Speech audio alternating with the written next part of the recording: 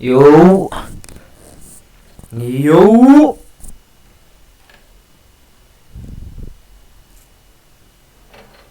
yo, boys. How are you boys doing? How are you boys doing?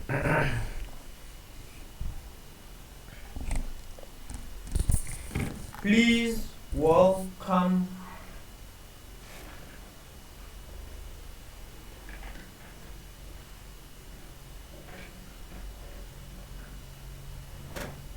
Doctor,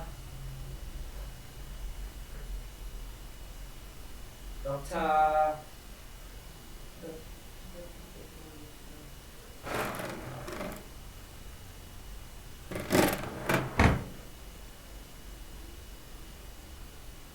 Doctor Veldeman. Please welcome Doctor Veldeman. As I got my equipment here. My name is Doctor Veldeman. So when you call me or want to talk to me, just say Doctor Veldeman. Doctor Veldeman. You can see Doctor Veldeman. The Friday night, a lot of people are hurt. They are fighting at the tavern. A lot of people are hurt. They are fighting at the tavern.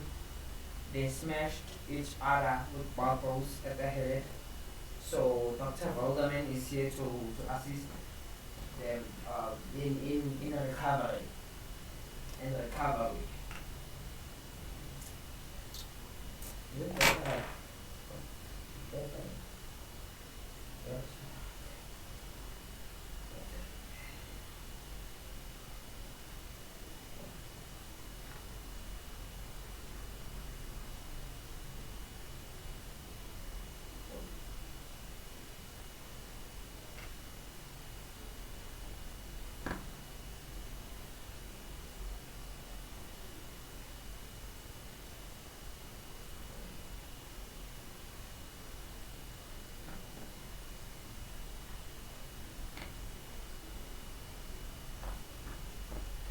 Yeah. Dr. Veldeman.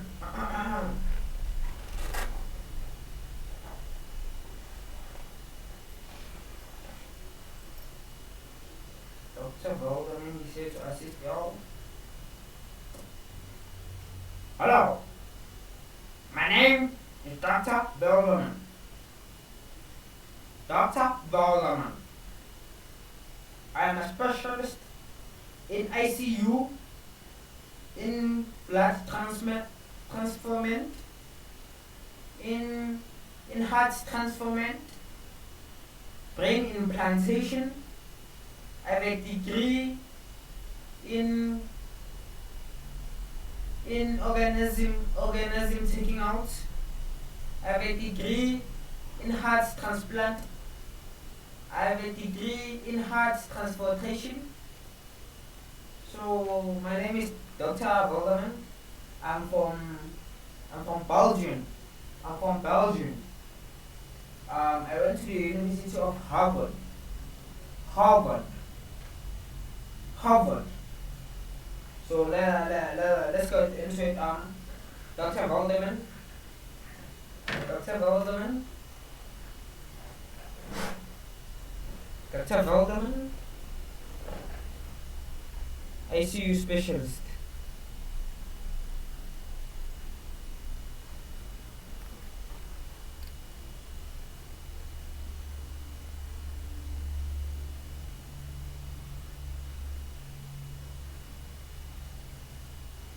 ICU specialist.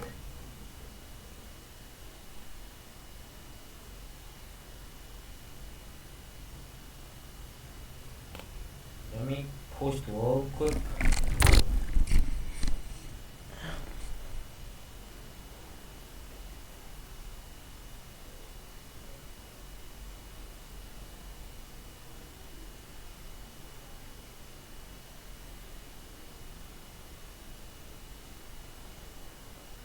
What can I say?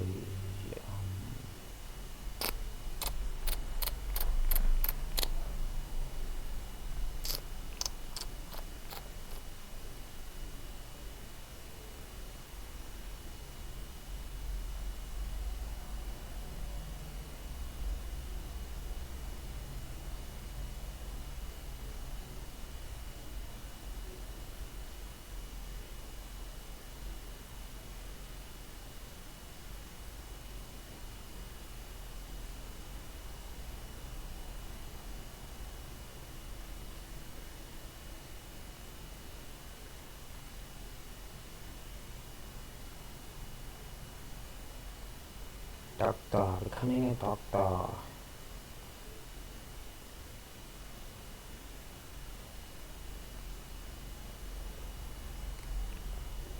So my name is Dr. Vogelman. When you will present me or call me, my name is Dr. Vogelman.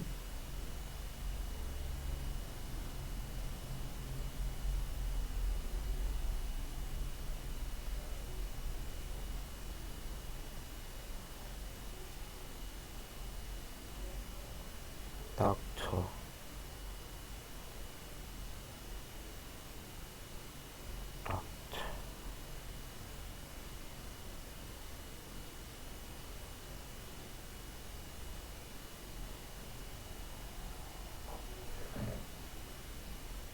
Okay, we are officially a doctor.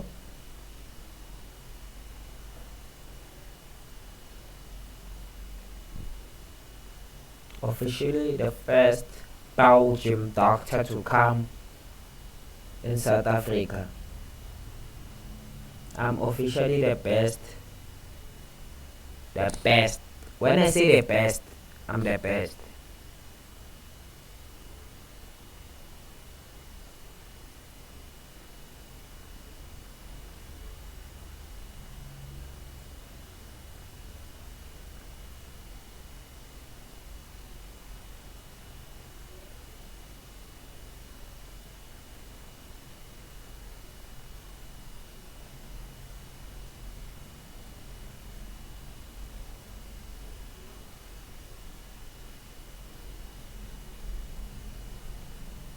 So let's go into YouTube.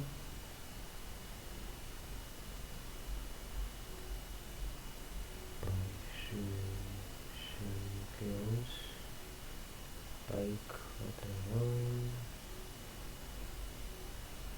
chimneys. What the hell? Chimneys verified. Done. YouTube. Now YouTube.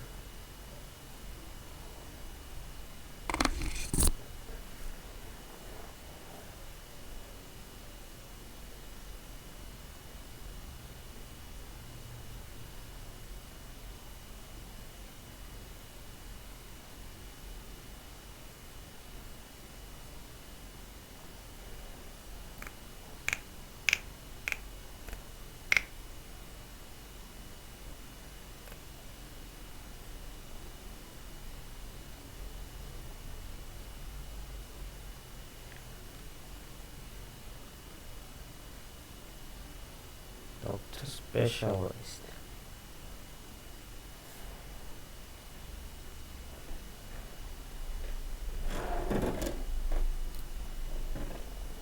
This fix.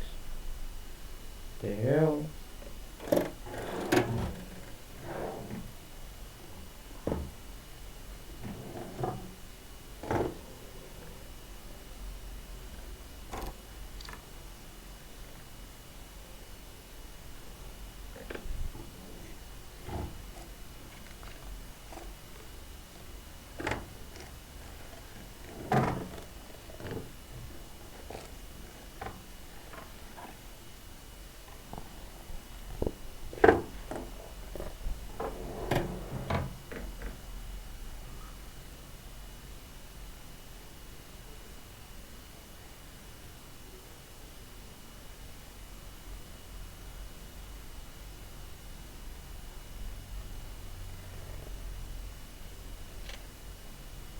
How to become a doctor. We are taking notes right now.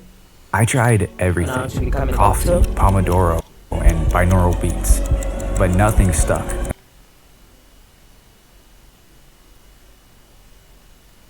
We've created hundreds of videos on the various aspects of becoming a doctor, including detailed how-to guides on each specific component of the medical school application process. This time, we're attempting to explain the entire process of becoming a doctor in 14 minutes.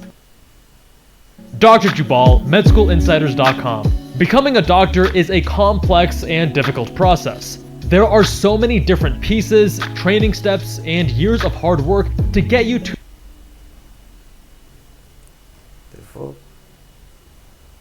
that shiny medical license at the end of the rainbow. First, let's break down the 3 phases of becoming a doctor. The first step is acquiring a college degree along with the necessary prerequisites for medical school. This typically includes biology, general chemistry, organic chemistry, physics, English, and math. Certain schools may require or recommend other courses such as biochemistry, genetics, physiology or anatomy, behavioral science, physics, English, and math. Certain schools may on the 3 phases of becoming a doctor. The first step is acquiring a college degree. How do you spell acquiring? Oh, acquiring a college degree. Bachelor's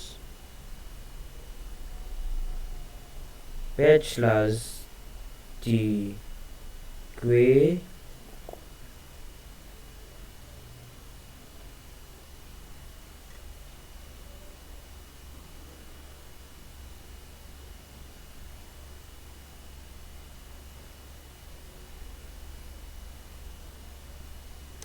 the hell along with the necessary prerequisites for medical school. This typically includes biology, general chemistry, organic chemistry, prerequisites for medical school. Number 1, box biology, box general chemistry. How's my handwriting?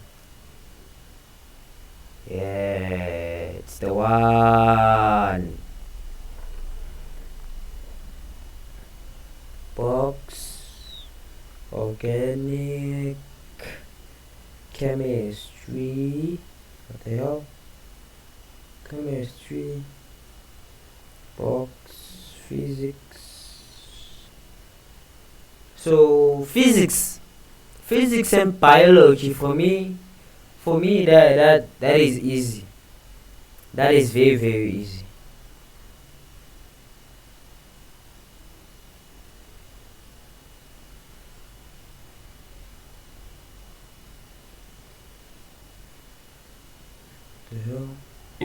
to physics, to mathematics, to film history. As long as you complete the necessary prerequisites to apply to medical school, your specific degree doesn't matter. But since there's so much overlap in prerequisite courses, nearly 60% of students who apply to medical school choose to major in biological sciences. Generally speaking, your college degree will last 4 years. During that time, traditionally at the end of your 3rd year, also known as junior year, you'll begin applying to medical school. This is a lengthy and tedious process, which we'll cover in more detail later in this video. This is also when you'll take the medical college admissions test, better known as the MCAT. More on that later in this video too. After graduating from college and gaining an acceptance to medical school, you'll move on to the 4 years of medical school training. Medical school is broken into 2 parts, your preclinical years and clinical years. The first 2 years, known as your preclinical years, you'll spend primarily in the classroom building your medical knowledge. Years 3 and 4 are known as your clinical years. During this time, you'll rotate through various clerkships, including family medicine, pediatrics, internal medicine, neurology, general surgery, and psychiatry. By 3rd year, you'll need to begin making decisions about what medical specialty you want to pursue so that you're prepared to apply to residency. Our So You Want to Be playlist breaks down the pros and cons of every medical specialty to help you choose the best career path for you. Link in the description. During medical school, you'll need to complete the first 2 parts of the 3-part United States Medical Licensure Exam, also known as USMLE. USMLE Step 1 and USMLE Step 2 CK are both mammoth exams that require a great deal of studying, even though Step 1 is now pass-fail. While this does make things easier, it also puts even greater importance on Step 2, the results of which factor greatly in your competitiveness for residency. In the fall of your 4th year of medical school, you'll apply to residency and go through yet another lengthy application process. The final phase is residency. While you'll technically be a doctor after graduating from medical school, to be a fully trained board-certified physician, you'll need to complete residency and pass your specialty-specific boards.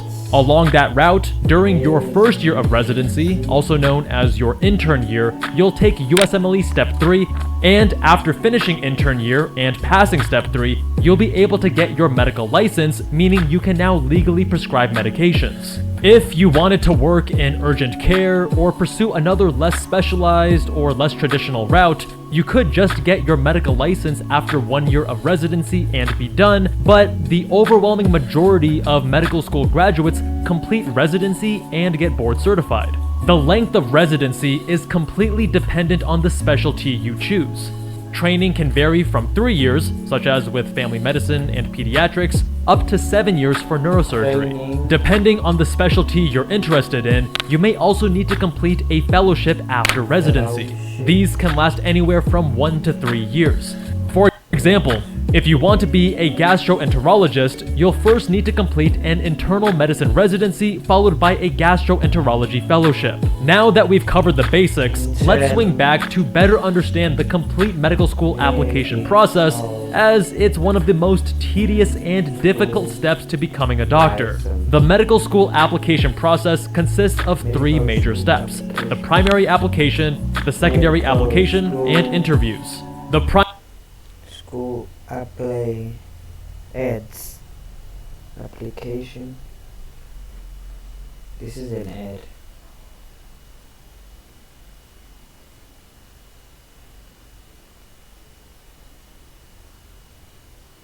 Primary. What the hell? The primary application is further broken down into your GPA, MCAT score, personal statement, letters of recommendation, and a work and activity section.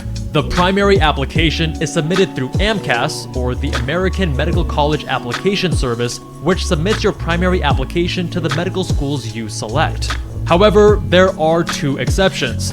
If you are applying to osteopathic programs in the hope of becoming a doctor of osteopathy, or a DO, you'll use AACOMAS, or the American Association of Colleges of Osteopathic Medicine Application Service. If you're applying to medical schools in Texas, the vast majority of these schools also use their own application service called TMD-SAS, or the Texas Medical and Dental Schools Application Service. While nearly identical processes, there are subtle differences. Learn more from our guide linked in the description. The AMCAS, AACOMAS, and TMD-SAS applications usually open in the first week of May for the following year's medical school class. You'll have about a month to prepare the application, as submissions don't open until the end of May or early June. For example, if you want to begin medical school in the fall of 2026, you'll submit your application in the spring of 2025. While you can technically submit an application for medical school much later, applying early is one of the most important tips for gaining acceptance. First, your GPA, or grade point average, is a hard metric admissions committees use to gauge your level of preparedness for medical school. If you struggled to achieve strong grades throughout college, ADCOMS will doubt your ability to handle the rigors of medical school. Each school has their own cutoffs and expectations. The best way to determine if your score is good enough is by using MSAR, the Medical School Admission Requirements, an online database that provides average GPA and MCAT scores for all matriculants across the US. Next, we have the MCAT, or the Medical College Admission Test, which is a grueling 7.5-hour test that all medical school applicants must take. It's broken down into 4 distinct sections, covering everything from chemistry to physics, to psychology, to biology, to critical thinking. It's considered one of, if not the most challenging aspects of applying to medical school. While it's possible to take the MCAT more than once, preparing for it takes an incredible amount of time and effort. Retaking the MCAT means you have less time available for all the other crucial aspects of your application. One of the most important decisions you'll make about MCAT prep is what study resources to use. Success on the MCAT is not based on your intelligence, but rather on the quality of your resources and study techniques. The all-new Med School Insiders MCAT course is your one-stop shop for everything you need to ace the MCAT. The course was created by a team of doctors who each scored in the 100th percentile, including yours truly. It includes gold standard content, 3 full-length and 2 half-length practice tests, end-of-module questions, and one-on-one guidance. Plus, it now comes with the industry's first ever honest 510 plus score guarantee. 510 plus score. Meaning if you don't score a 510 or higher, we'll give you your money back. And on top of that, we also offer a 10-day 100% money back guarantee. Learn more at medschoolinsiders.com. Okay.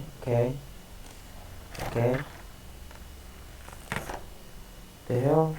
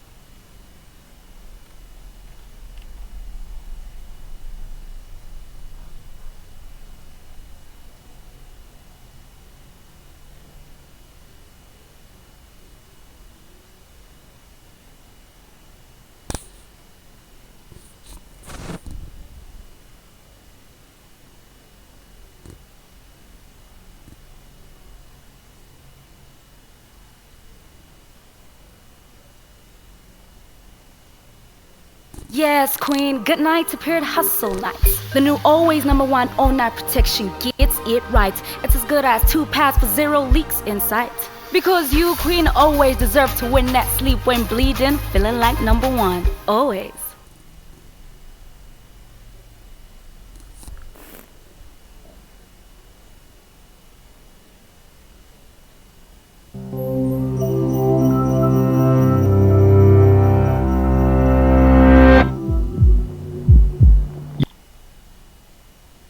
Your heart beats more than 100,000 times a day. In just a minute, it pumps over 5 liters of blood throughout your body. But unlike skin and bones, the heart has a limited ability to repair itself.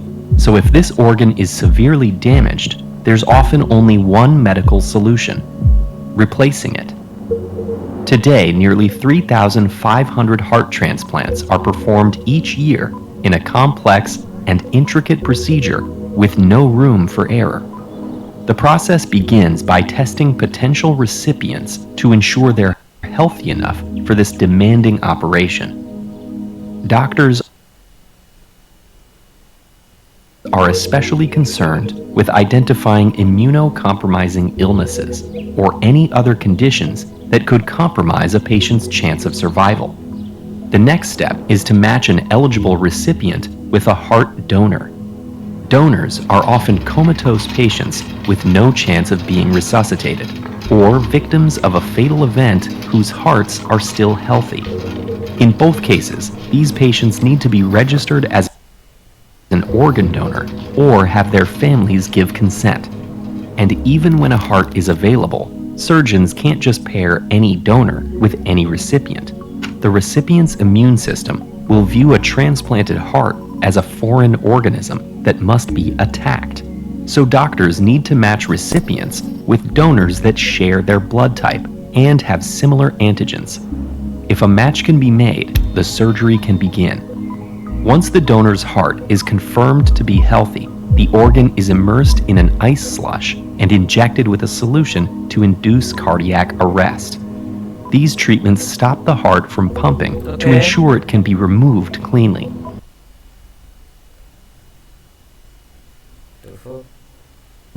Surgeons then place the organ in a mix of cold saline and preservation solution. This is when the clock starts. Disconnected from its blood supply, the heart's cells start taking on damage from lack of oxygen. The organ will only remain viable outside the body for a few hours, so it needs to reach its recipient as fast as possible. Once the heart arrives, the recipient is put under general anesthesia. The surgeon makes an incision down the length of the chest, cutting through the breastbone to separate the rib cage and expose the heart. To keep blood flowing while they remove the damaged organ, surgeons use a cardiopulmonary bypass machine. This takes over the heart's job, generating enough force to push blood through the patient's circulatory system. After the old heart is removed, the surgeon begins sewing the donor heart into place. This is an incredibly precise process, where each blood vessel and artery must be carefully attached to avoid leaks. The procedure can last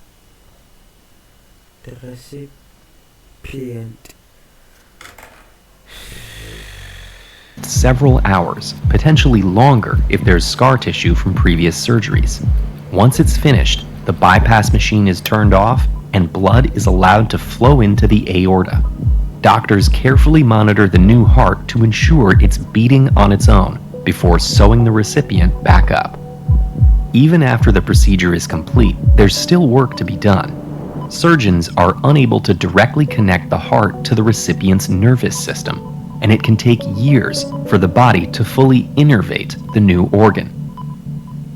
During this period, the transplanted organ has a higher resting heart rate and risk of stroke, making exercise difficult and dangerous. And since it's incredibly rare to find a perfect match between donor and recipient, the immune system will also have some response to the new heart. Immunosuppressive drugs can help manage the risk of rejection, but they also leave patients open to contracting dangerous infections. It requires constant monitoring and testing to balance these two concerns. Despite these challenges, about 70% of heart transplant recipients survive for at least 5 years after the operation, and just over 20% live another 20 years. So when this procedure is successful, it's truly life-saving. Unfortunately, people in developing countries are often unable to access this surgery, and many viable hearts can't be donated due to legal and regulatory issues. Thousands of people remain on waiting lists, and many are never able to find a suitable donor. But what if we could just 3D print a heart for someone? Learn more about a new branch of medicine called bioprinting with this video. Or check out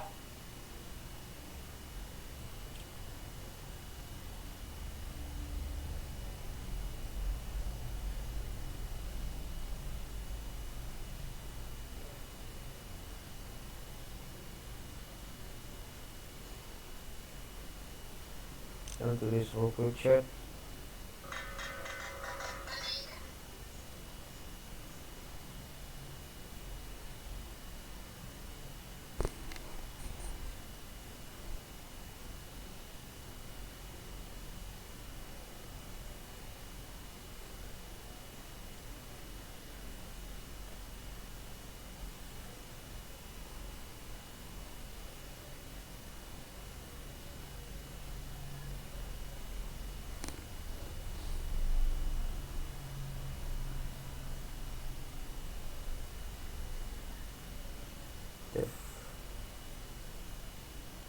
The hell?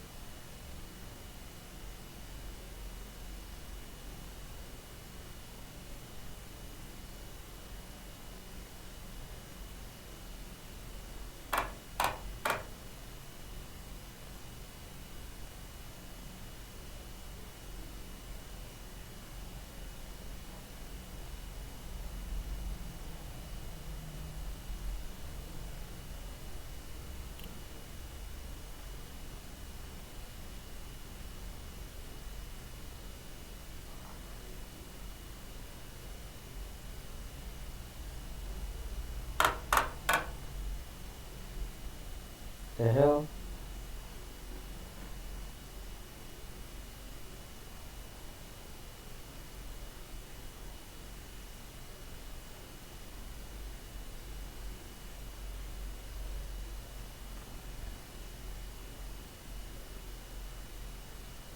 Yeah, the hell?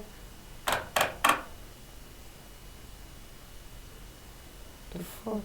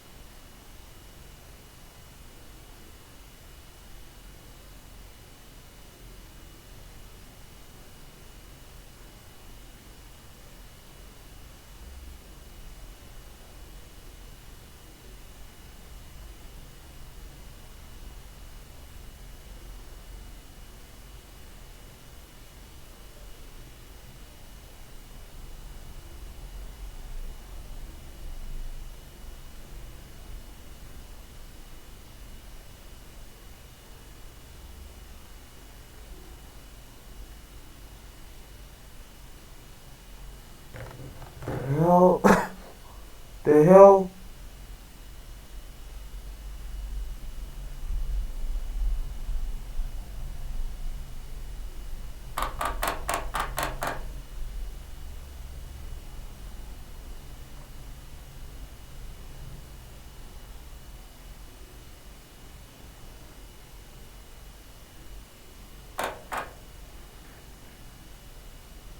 The hell?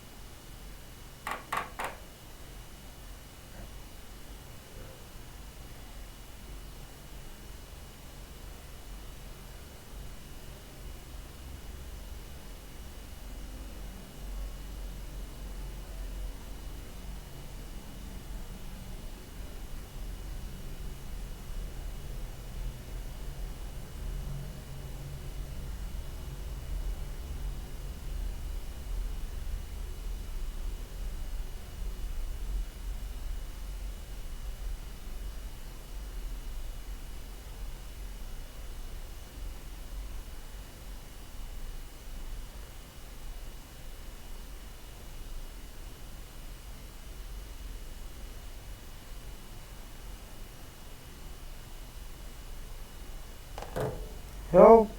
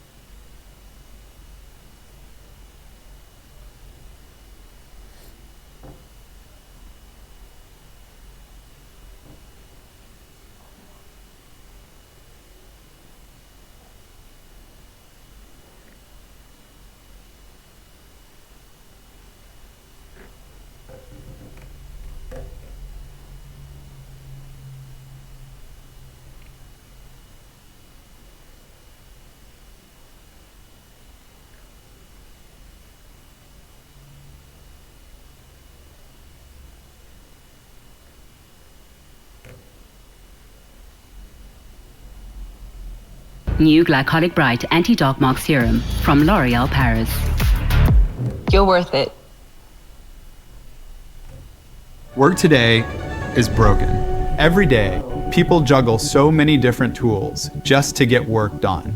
A simple task turns into a time-consuming mess because work sprawl has scattered the tools and context we rely on. And the trend towards bundling software isn't addressing the root of the problem. The system's broken, and it's wasting our time. 8 years ago, we started ClickUp with a mission to save people time from switching between a bunch of different applications. But we knew the answer wasn't just bundling a bunch of tools together. We needed to rethink how software was built entirely. To solve the root of the problem, we built a single Pancreatic cancer is one of the most scary cancers that a person can be diagnosed with, and that's because it has one of the worst survival rates of any cancer, with its overall 5-year survival rate being only 12 to 13%.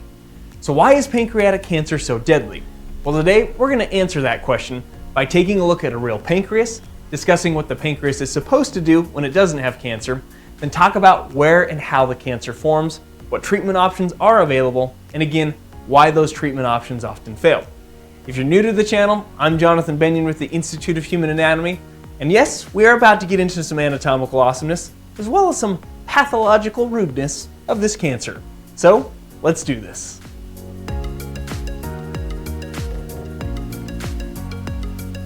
So let's start by taking a look at the pancreas. The pancreas is located in the abdominal cavity posterior to or behind the stomach. And so if we take a look at this cadaver section, and I reflect part of the liver, and then reflect the stomach out of the way,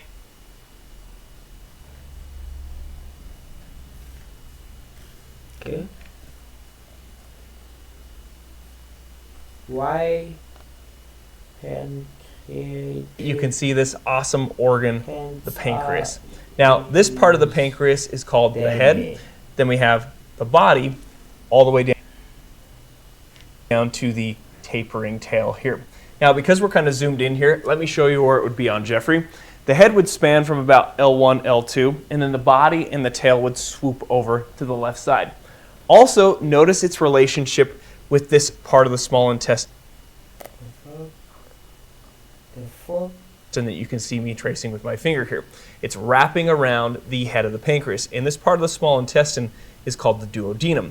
Now, sometimes people will pronounce it duodenum, and I actually used to purposely pronounce it as duodenum because I had a coworker who hated that pronunciation, so of course I had to pronounce it like that as much as possible.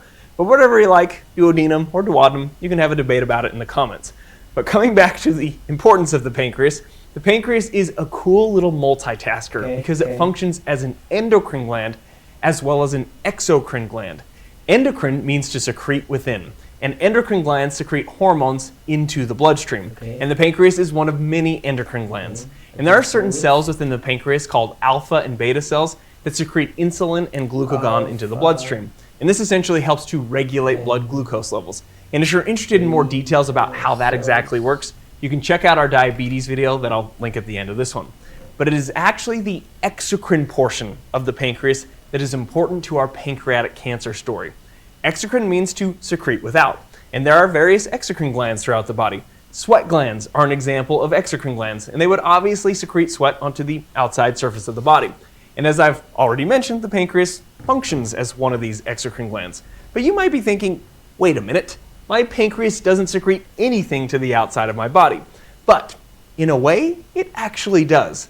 The exocrine portion of the pancreas is made up of acinar cells that produce and secrete various enzymes that help with digestion. And these enzymes, mixed with pancreatic juices, get secreted into the duodenum through the pancreatic duct.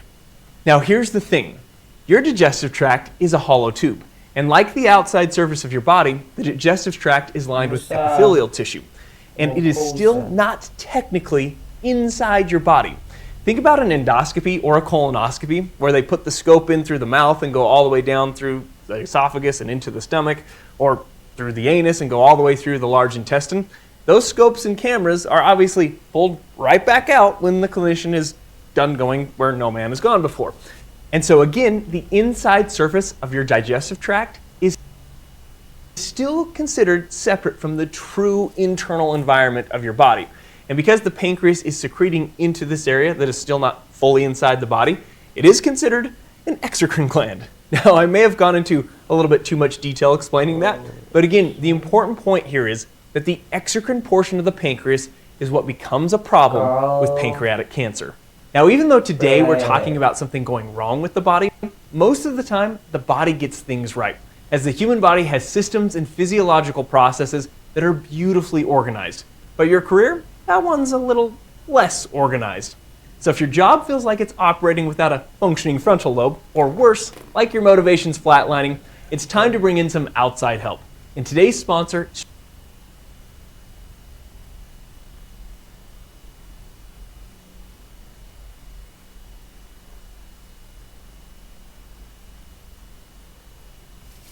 Okay, boys, I want to change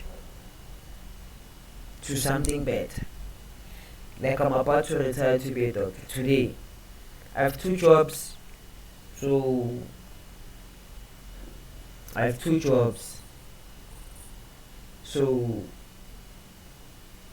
right now I'm going to the next job. I'm done being a doctor actually. I'm done being a doctor. So let me go and change to become my next job. Just the old boys give me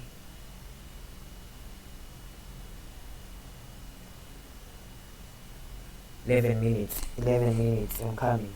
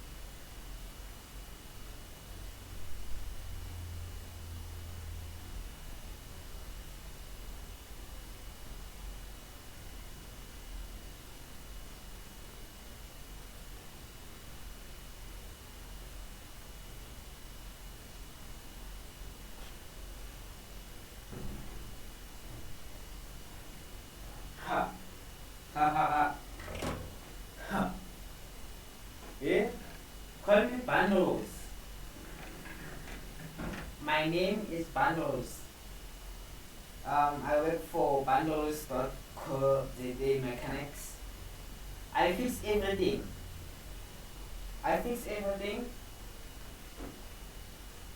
Hello? Yes, my name is Bundles. Yes.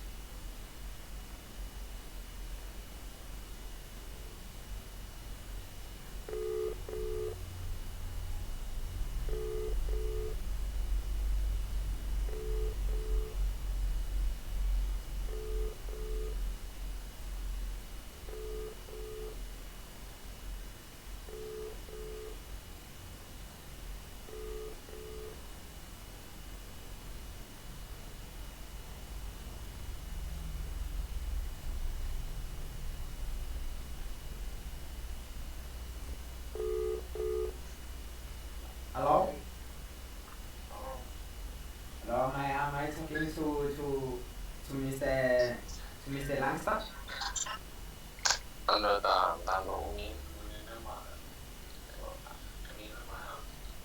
Listen, you are talking to Bundles right now. I saw that you called to request a mechanic.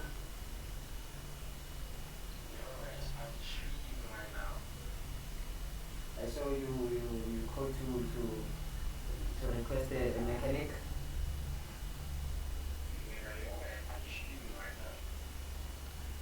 I saw you called to request a mechanic. My name is Bundles. I work for a company firm.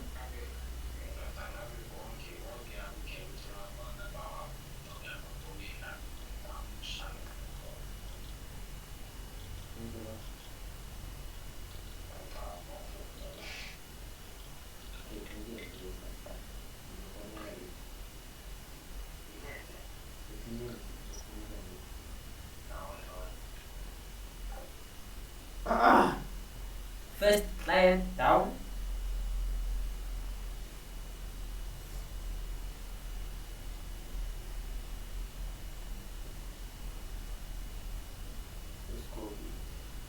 This is my second time too. Lanisa. Lanisa is her name.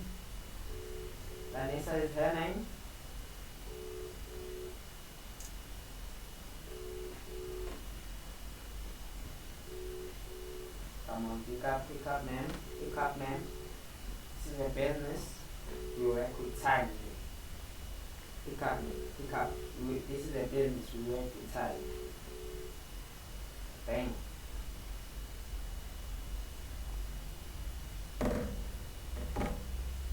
Good. Sit top.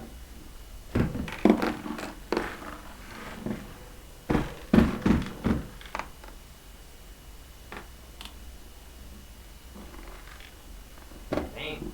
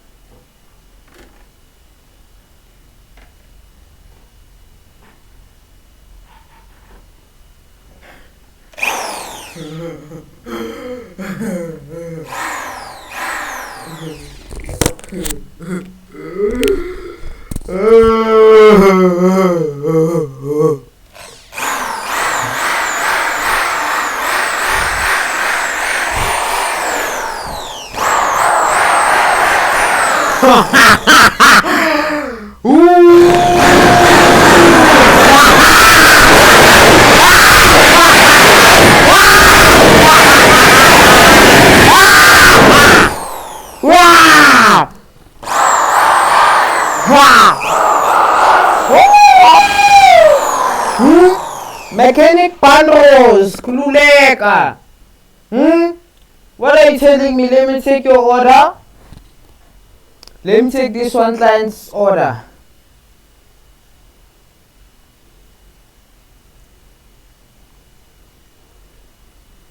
Where's the client?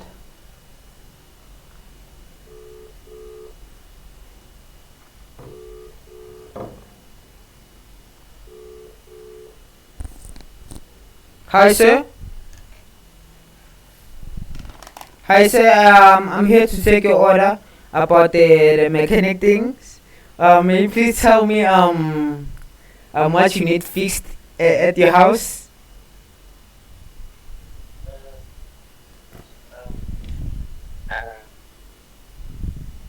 What do you need fixed? My kettle. Your what? My kettle. Your kettle? So we don't have time to play here. May you please tell us what you really need fixed? My roof. Your roof? What's wrong with your roof, sir? Leaks. Okay, so may you please describe where the leaks are? Everywhere. Everywhere. Don't worry. When are you free so that I can come on that day? When are you free, sir? Please tell me the date. Sunday. Sunday, sir. I'll come, sir. May you please send me your address and please send me some pictures of where the leaks are. Okay, sir. Okay. Because if there are some serious leaks, we can fix those leaks. There's no problem, sir.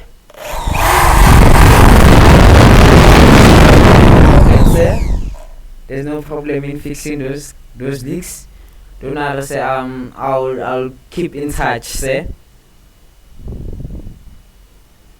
Okay, sir. Kind regards.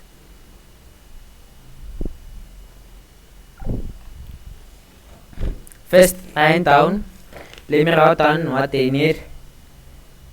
What did they say? Leak, roof leaks, whatever. And look, roof leaks everywhere. And what else? Kettle. I think the kettle is not that much of a problem, but when I get there, I'll see it.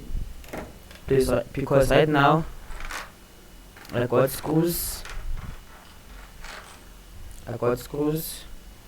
so I'll just have to put the screw in here, then yeah, then I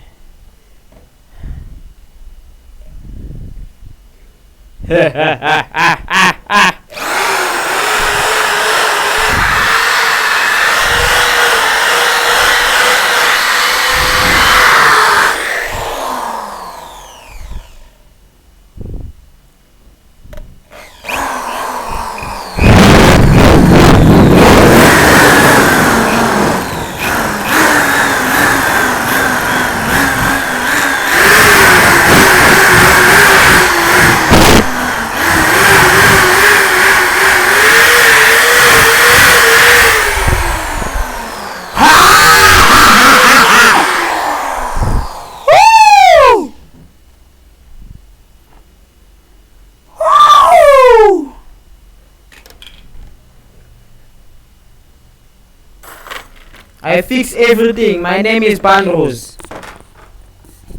So I'll need to take some orders.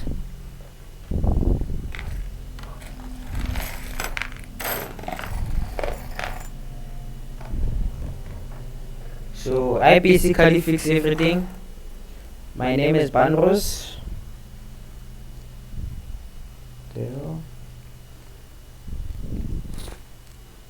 I fix everything. Banros is the name. Just you call me, I deliver. You call, I deliver.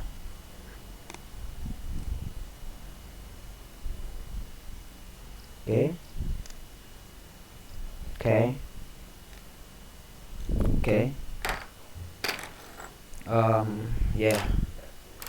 Just one call. I'm just one call away. You call, I deliver. No problem. Just one call. Just one call. And I've already came to your house. Just like that. Just one call away.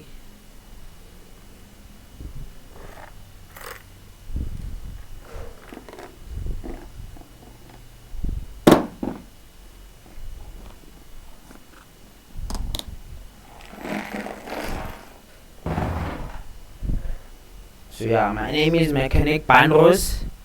If you need a mechanic, text, anything, just a mechanic, everything you need, I am here. My name is Banros, don't forget.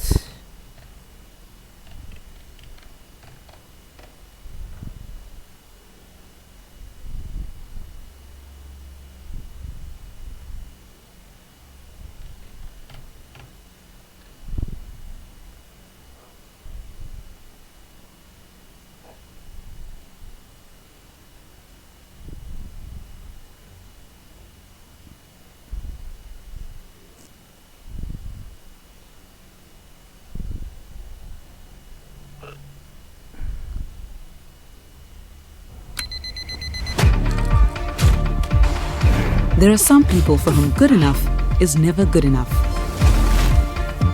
Dedicated people. My name is Benny McCarthy. If you need a mechanic, don't worry, I am here.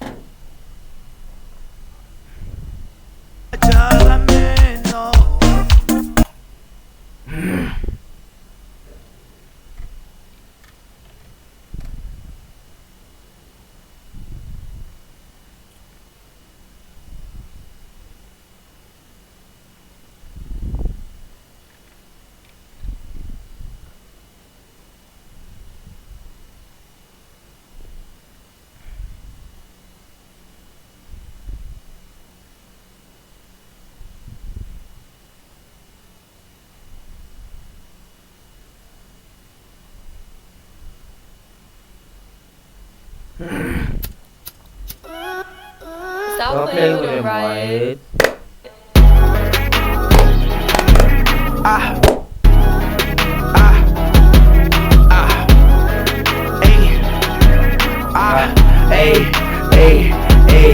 Hey, headshot, 223, she a baddie. Headshot, 223, she a baddie, rocks a link.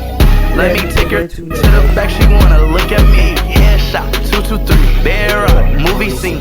Baby, let's turn up in this party, what's a wedding ring? My same haters in the club, we blowing up the scene. It's the same bulls, we turning up, we reppin' for the D. All my homies play putting up 30s like it's Steph Curry. Shorty said she wanna blow my whistle like a referee. She been trippin', it's been jealousy, she said just love me please. I do not like this girl, so please don't put my neck on the leash. Yeah, she said she on the same vibe, I say come mess with me. If these people play, we stop with kicks dirty, no referee. Ayy, headshot, 223, she a baddie, rocks a link. Let me take her to the back, she wanna look at me. Headshot, 223, bear up, movie scene. Baby, let's turn up in this party, what's a wedding ring? Tripping off the hill, shawty super cold. I'm a young kid, trapping for the money and the dough. Hit these goofies play, slap his head, slime and wipe his nose. And then we treat him like a joke. I put the gas in the truck. Boys, thanks for watching. Thanks for supporting me. I love you all, boys. Always, boys. 100% I love you all, boys. Love. You all know 7S and what is it? What's the name?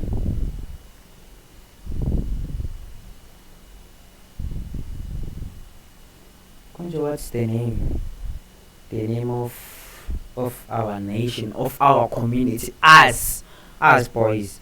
We have a name now. I gave us a name. Oh, what's that name? Oh, SSN. Y'all know, boys, I love y'all. SSN till the end. 7-star nation. SSN, boys, I love you, boys. Thanks for tuning in. Love you, boys. Always, boys. Love you, boys. Thanks for supporting me. I love you till the end. I'll be also streaming late, but I'll stream late. That's the problem. I'll stream late, but I love you, boys. Always 100%. You're always my number one, boys. Love you.